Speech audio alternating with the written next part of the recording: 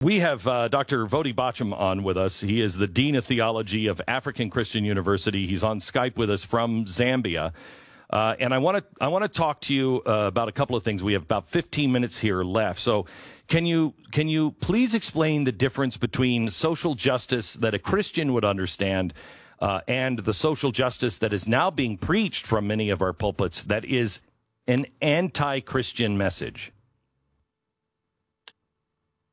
Well, social justice has been understood clearly for a while, and social justice is distributive justice. Social justice is about redistributing resources and opportunities. Social justice is not the same as the biblical idea and the biblical concept of justice. You also need to understand that social justice is built on the back of critical theory, which is all about the idea of, hegemony and power structures. And hegemony may sound like a big academic word. It just means that there's a power structure that exists because of the individuals who set the rules of the game. And they did it in order to...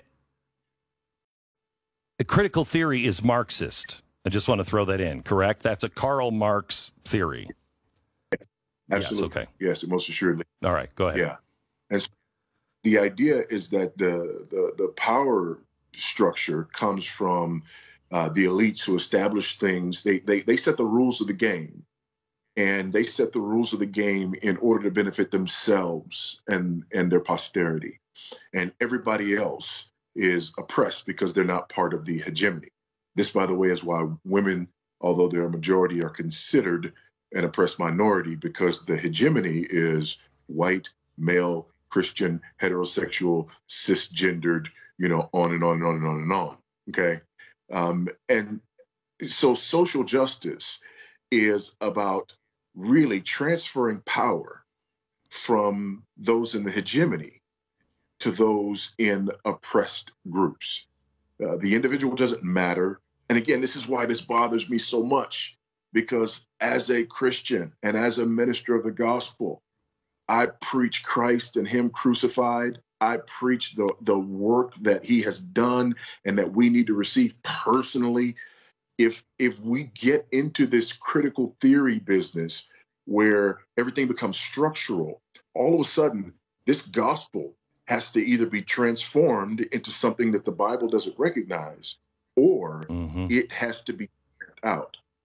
And so this social justice movement, Black Lives Matter, for example, anyone who reads what they believe will see that they are anti-Christian. They are fundamentally anti-Christian. And so this whole idea of the social, and I get a lot of flack for it because, either you have conscious bias or unconscious bias, or you have internalized bias if you don't, buy this hegemony, right? So it's interesting how critical theory sort of hedges itself in and protects itself on all sides. Oh, right. It's the same as witch hunts. It's the same as witch hunts. Yeah. I mean, that's exactly what a witch would say. Well, I mean, how do you defend yourself? So let me ask. I have two more questions for you. First of all, the people that I know, the white people the Americans that I know. First of all, this is happening all over the world. This is not an American problem. It's not a white person problem. The Chinese have concentration camps for people who are different than them. This is the oldest story, and it is the internal struggle of each individual as well as a society. But the white people that I know, this is not 1956. It's not 1968. It's not 1988. We're fine. We want people to be equal. This system is corrupted. Our founding system is so corrupted that it is causing all kinds of problems. We've never really, lived up to the Declaration of Independence, but we all want to, or most of us want to. But we feel like we're just absolutely under attack, and this kind of message is going to make race relations much worse. How do we help? What do we do without playing into the evil of Marxism? Yeah, and I'm going to tell you, this is one of the things that really bothers me about this. I've been on social media since the 22nd of May, but these messages have been out there for years. I've been talking about this for years, and have really been frustrated with this and with the way that the attacks come. I've been trying to talk about this from the perspective of the big picture. Fortunately, when you talk about it from the big picture, people tend to think, oh, you just don't have empathy. You just don't have compassion. You just don't understand how bad it is. Me, who grew up in drug-infested, gang-infested South Central LA, born in 1969, grew up during the crack era, grew up during the crack wars, if you will, raised by a single teenage Buddhist mother. I wasn't raised in Christianity, never heard the gospel until I got to university. And so for people to try to marginalize me because I don't understand, I've been pulled over by the cops. I've been down on the sidewalk because I was in the wrong place at the wrong time. I know these kinds of things happen. And yet I still say that these ideologies are poisonous and they have to be confronted, because these ideologies actually undermine our message as Christians. I'm concerned about people. I'm concerned about justice. I'm concerned about souls.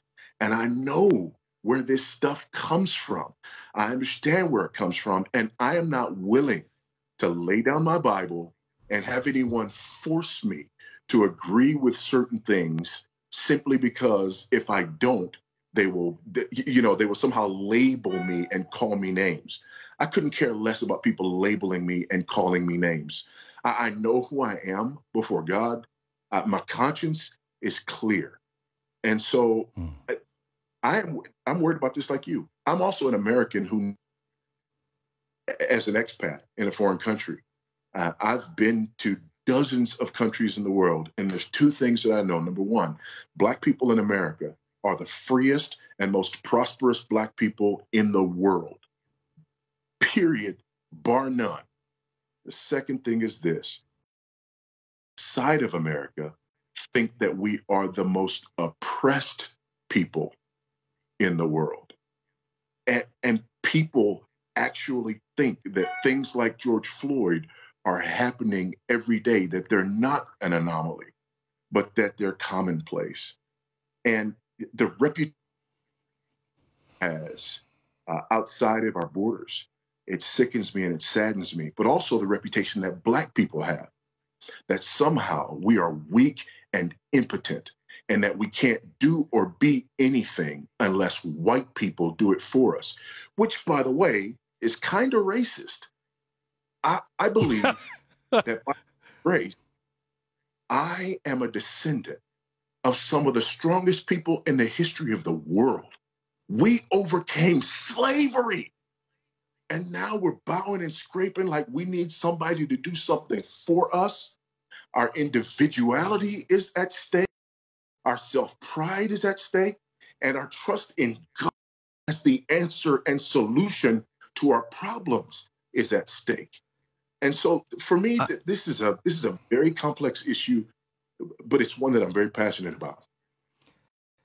I will tell you that I am struck by the first time I went to Israel, and I honestly didn't know much about the politics of the region.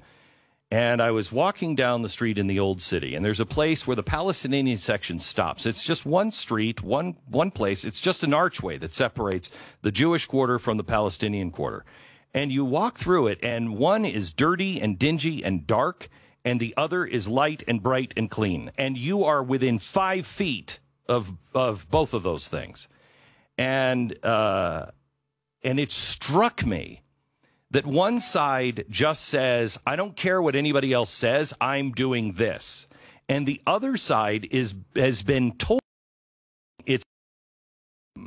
they're stopping you, and I'm the only one that can help you.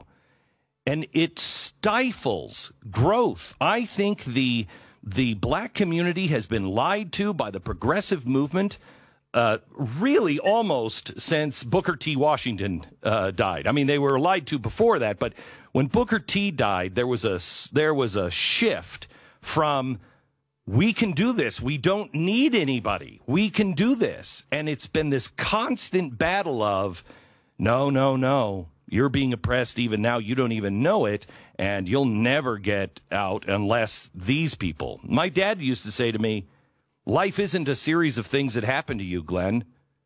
Life is what you do with those things. And that's the most depressing thing about the message that's coming out of Black Lives Matter is you're oppressed. You'll never be able to do anything about it unless these people are gone. Well, there's no empowerment in that.